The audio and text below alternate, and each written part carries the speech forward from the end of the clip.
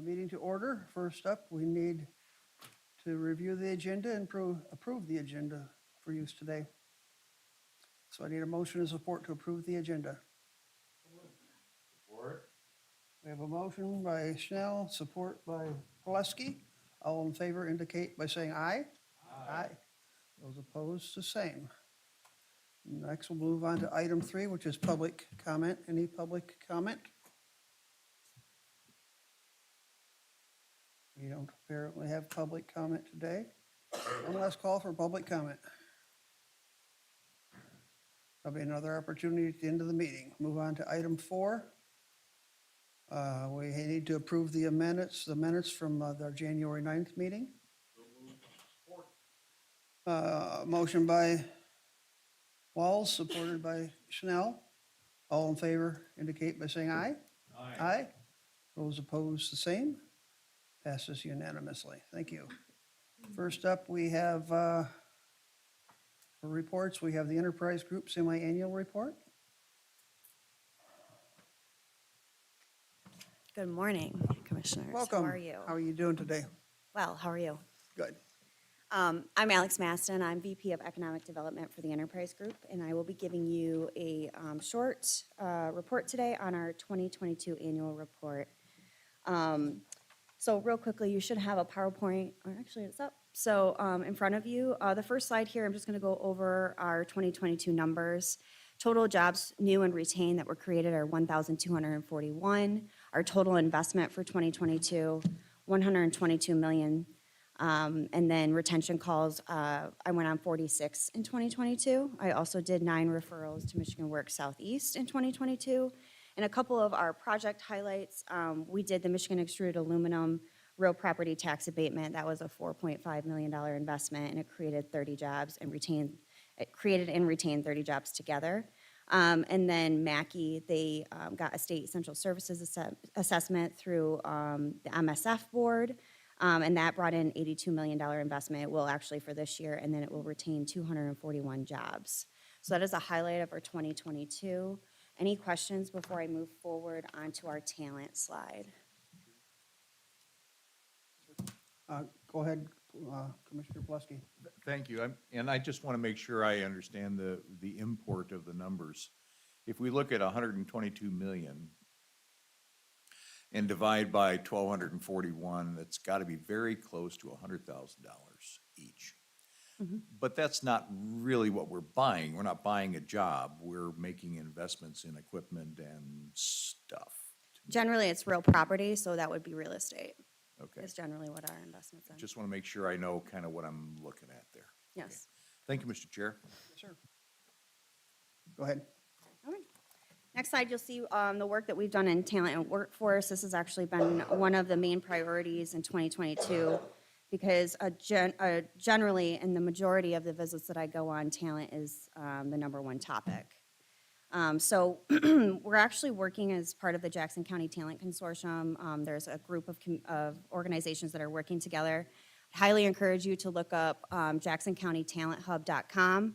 It is going to be our one-stop shop for career exploration for all K through 12, including a way for employers to be connected with our school districts in a better way. So again, that's jacksoncountytalenthub.com. That will be pushed this year heavily into the schools, and then again with the employers like I did last year. We also had a great manufacturing day. We did a week-long event this year, or last year I should say, through the 7th through the 14th of October.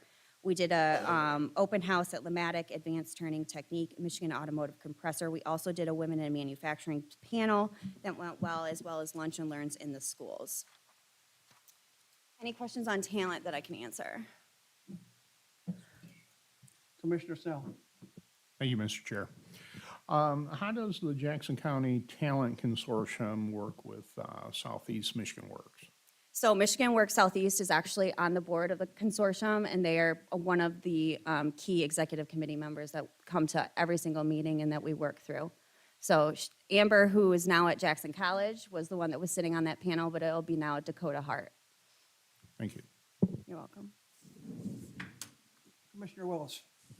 Thank you, Mr. Chair. So the Jackson County Talent Hub.com site, when a person goes to that site, are they seeing talent or work that is available, education, training that's available, or exactly what do they see on that site? So actually, it's a program directory, and so what it allows you to do is, it's actually 3 parts.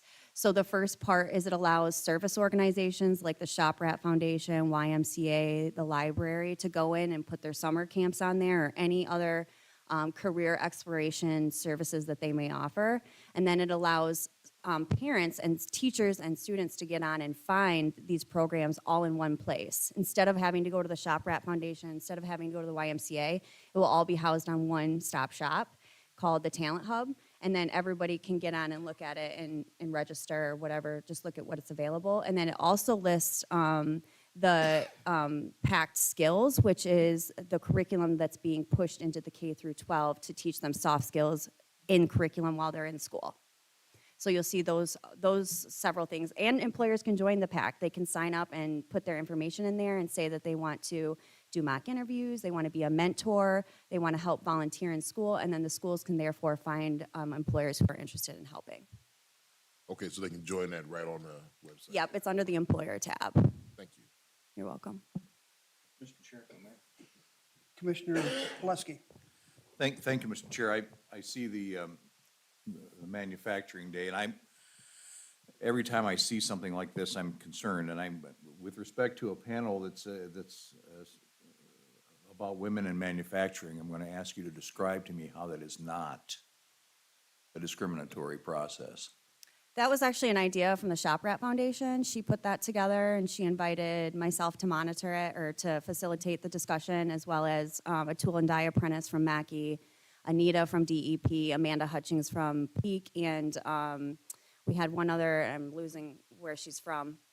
I can't remember, but that was not the Enterprise Group, that was the Shop Rat Foundation. So I'm not sure. So the answer is, there's not a justification for the discriminatory nature of the panel. I guess not. Thank you.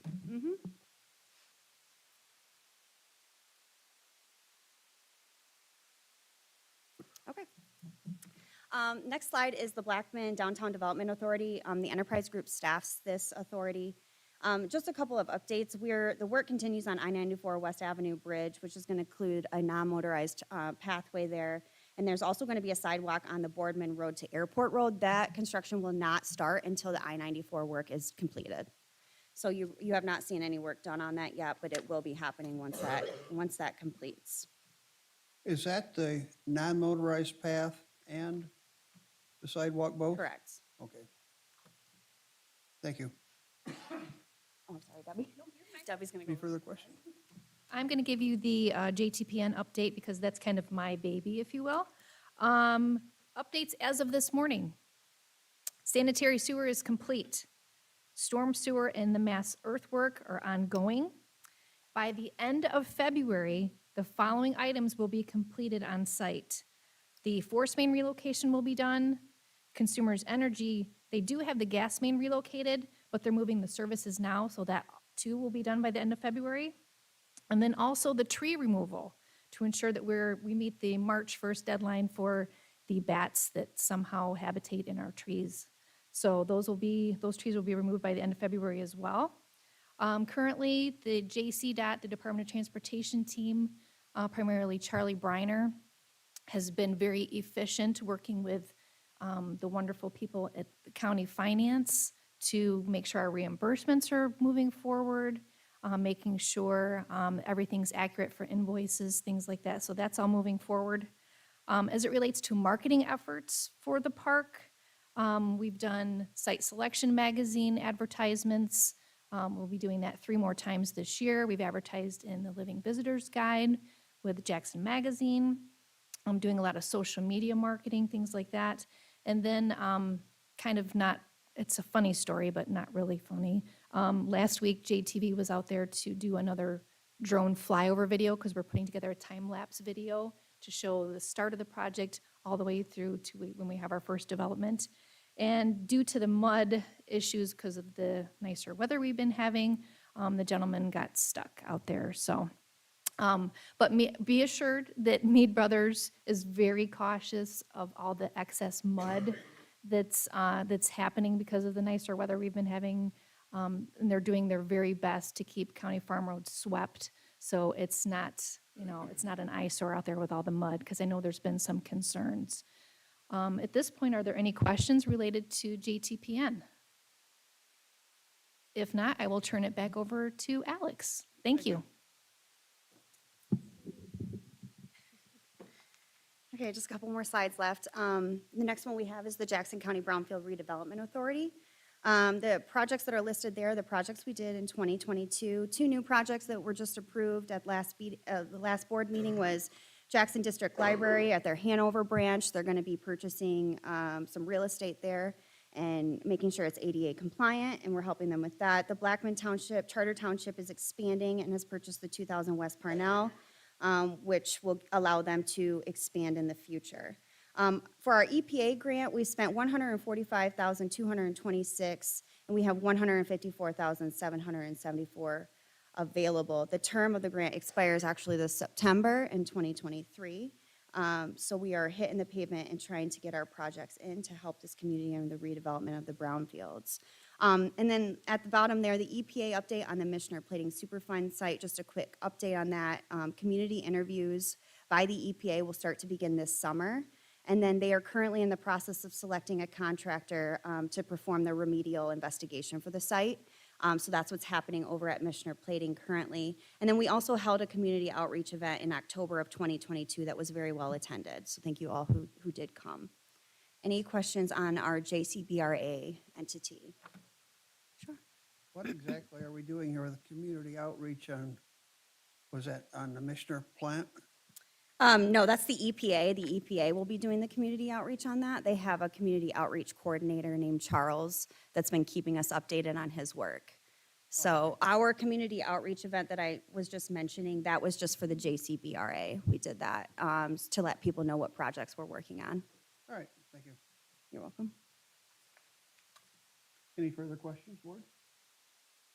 Okay, just two more slides. Our next entity that we staff is the Economic Development Corporation. Through June 30th of 2022, the portfolio includes 47 loans in the amount of $4 million, just over $4 million. Total amount leveraged is almost $50 million, and as a result, 930 jobs have been retained and or saved, and 586 new jobs have been created. The two loans that we did outstanding are for Jackson Healing Clinic. We did their first real property, real estate that they did, and then their actual second location. And in total, that has created 25 new jobs in the last year and a half. Approximately $399,000 to loan. We still have 364 of that is the county portion, and 35,000 of that is the city.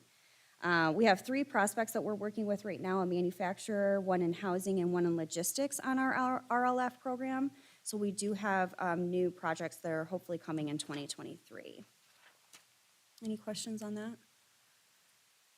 Okay, the last one I'm just going to cover really quick is the Parma Local Development Finance Authority. We also staff that entity, which is the Mackey Industrial Park. In 2022, we finished the road resurfacing of Mackey Boulevard, which was much needed.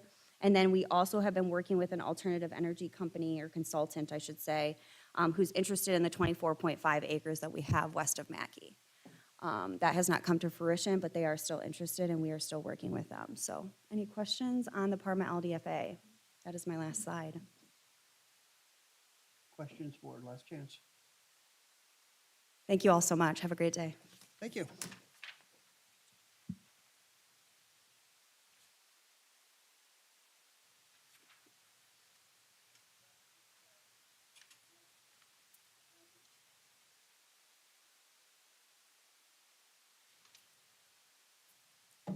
Good morning. So what you have in front of you is December of 2022. Good news that our expenditures are below our budget at 96.2%. And our revenues came out 98.4%. So as you can see, our revenues are higher than our expenditures for 2022. Are there any other questions that anyone has? Thanks, Mr. Chair. Thanks, Cecilia, for being here. And I take note of the, looking at the revenues now, Okay. okay? And I see, if we look at the source of where we're short, 12th District Court, is pretty clear.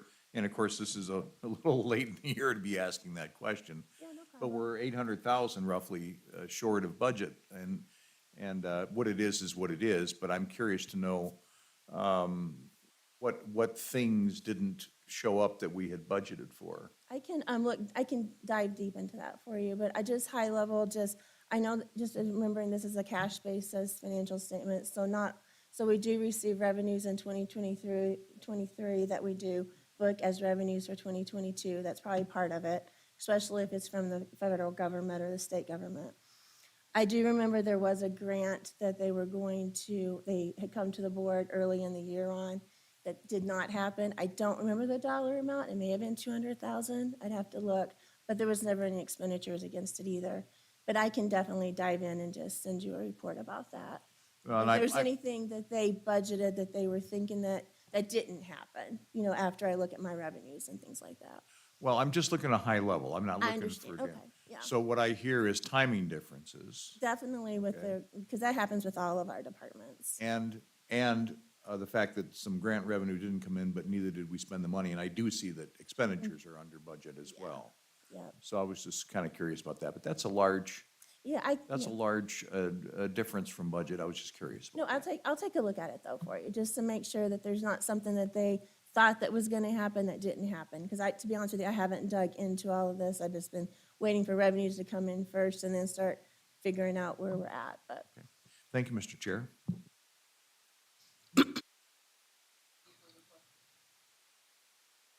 Move to accept the report. Support. Got a motion and support to receive the finance report. All in favor, indicate by saying aye. Aye. Opposed, same. Thank you. All right, thank you.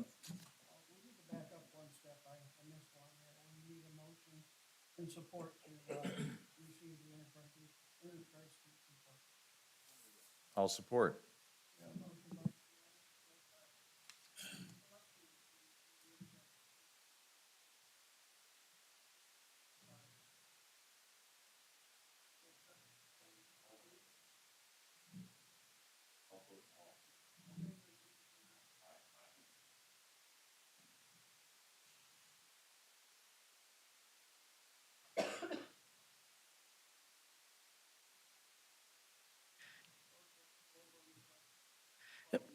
Good morning, Mr. Chair, Commissioners. In front of you, you have a proposal to replace the two boilers at our North Lawn facility. We're proposing to use cast iron bulletproof boilers for this application as opposed to what originally sits there now. I think it's the best way to go, and I'm here to answer any questions that you may have.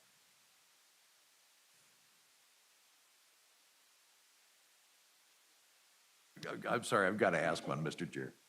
I got to know why we need bulletproof boilers.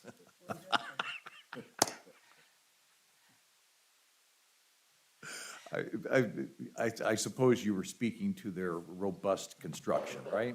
They're extremely robust. Very good, okay. Thank you, Mr. Chair, and I'll move the adoption of the staff recommendation. I beg your pardon.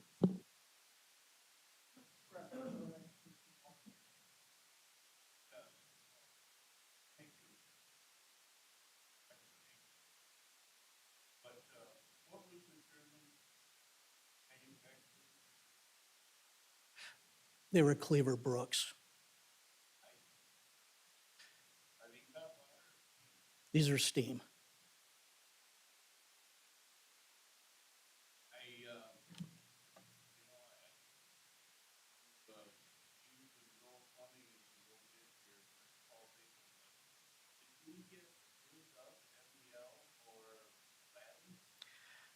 We did, and because we had to bring this back again, I just went with the two lowest bidders. Yes, sir. No, it's a well-known fact, my preference is always local.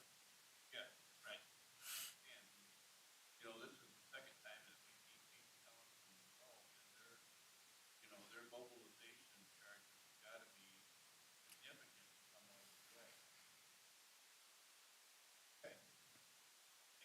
You're welcome, sir.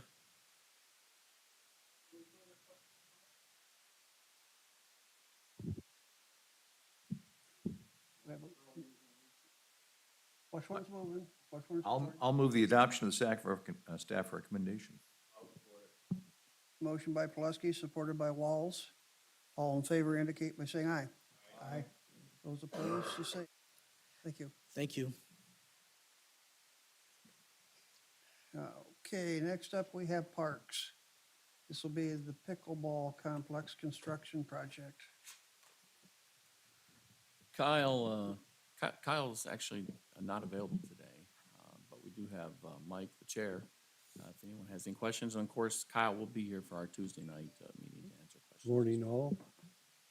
Came as a spectator, but I'm happy to answer any questions. We're bringing forward to you, I think it's in your packet, I'm assuming it's in your packet, the bids for the pickleball complex. There should be 4 of them in there, I believe. And the Parks Board is bringing forth the name of Mercer Construction Company as a potential builder for the pickleball complex. I think everybody's familiar with Mercer. They are a local contractor. In my working career, I did a number of projects with them. I know Commissioner Waltz did a good-sized project with them at Jackson Public Schools. I'm sure Rick's worked with them. Well, he can't speak, I'll speak for him. I'm sure Rick has worked with him on a number of projects. So they traditionally come with a majority of local subcontractors. They are a good company, and they were, speaking from the parks perspective now, they were extremely helpful and generous when we put together the Arizona exhibit out to Sparks Park over by Frost School. So we were bringing them to you as a preferred, as our recommended contractor for the pickleball courts. And if there's any questions on the construction or pickleball in general, I'd be happy to answer it. Questions, Commissioner Plesky? Thanks, Mr. Chair. Just want to note the fact that Mercer is not the low bidder here. There's another firm that is the low bidder, Cross Lake Construction, but I see that there's a scoring that's been gone through, and it appears the staff recommendation is the result of that scoring or that ranking of the 2 contractors, even though one is less than the one we are recommending. I'm okay with that. Just wanted to draw attention and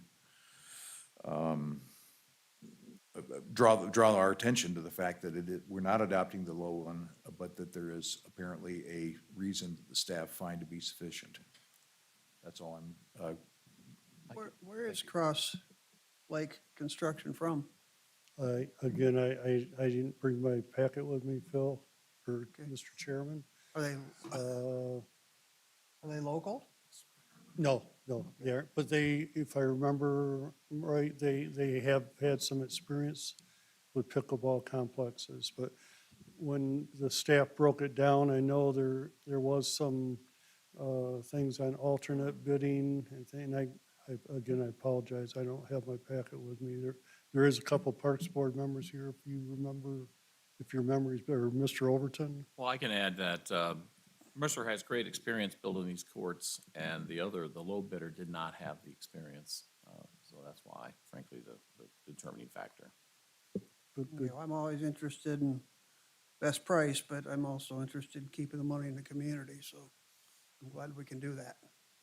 And Mercer is, they got a good reputation of doing quality work and backing and they are in the community, if there's issues that, and I've had, again, some projects where they've came back and followed up and been very efficient doing it. I agree 100%. What's your pleasure, Board?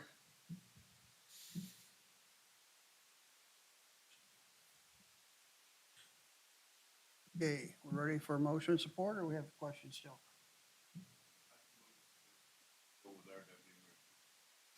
Okay, have support, motion by Walls. Got support for Mercer? Commissioner Snell, All in favor indicate by saying aye. Aye. Those opposed, the same. Passes unanimously. Thank you. Thank you so much, and it's going to be a great project, and I think you'll hear a lot from your constituents on this. Tell me, what is pickleball? Is it like tennis for the old timers? It's played outside, well, it's played inside and outside. It's a smaller racket. If you've ever played ping pong, it's a lot of the similar motions, and it's the hottest sport in the country right now. In And the villages. every year, the snowbirds come back. It's huge in Florida. The snowbirds come back, and they always say, where's our pickleball courts? Well, I'd 8 like to won't point be out enough that for our community. a lot of this money was raised by the people that's building them, so Yep. that want We- them, the so. Pickleball Association raised 300,000, and we had a DNR grant for 300,000. So, Speaks volumes there, the popularity of pickleball. yep, thank you, Thank you. folks. Thanks for filling in.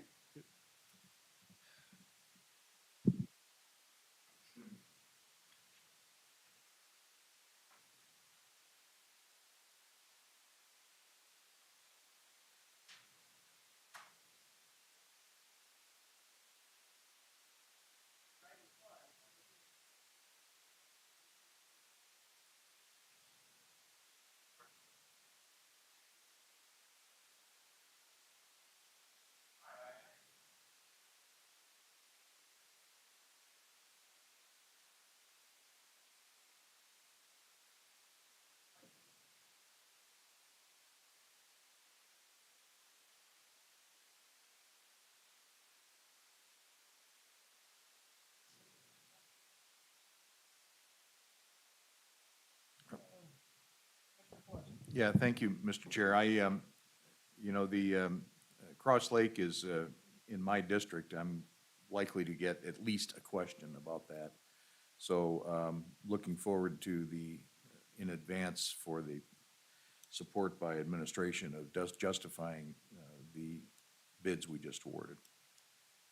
Thank you.